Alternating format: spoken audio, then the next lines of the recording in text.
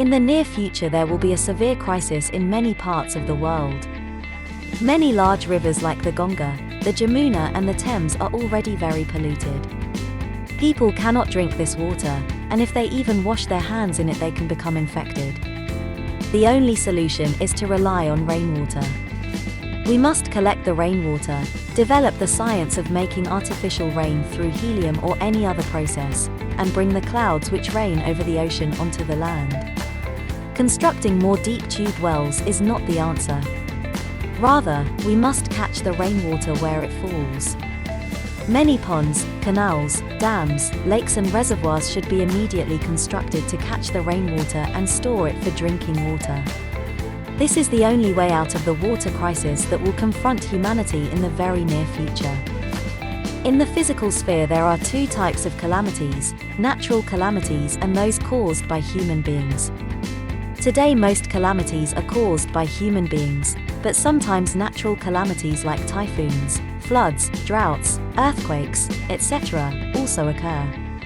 Although different types of calamities may confront humanity, doomsday will never happen. The very idea of doomsday is based on dogma.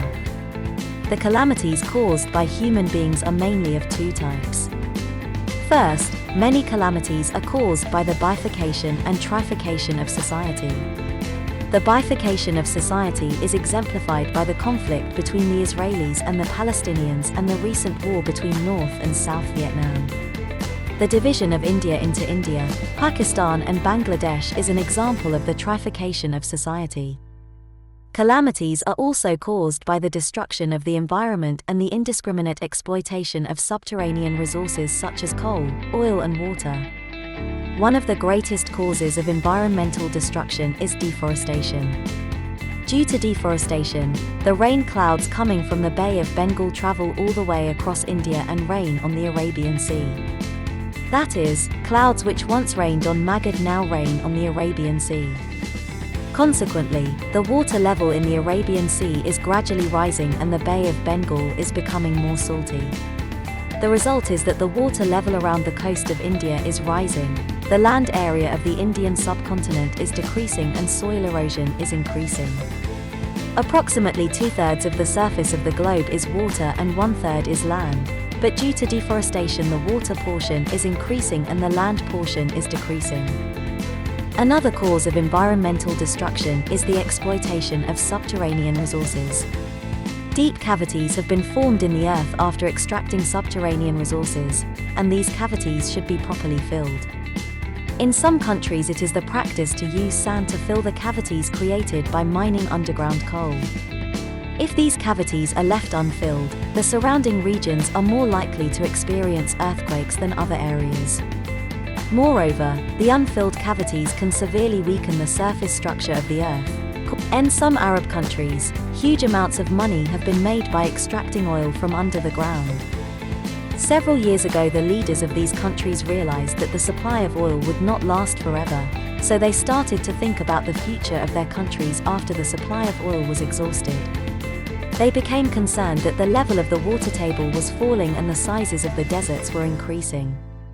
To solve this problem, they decided to import soil and sweet water to create dense forests.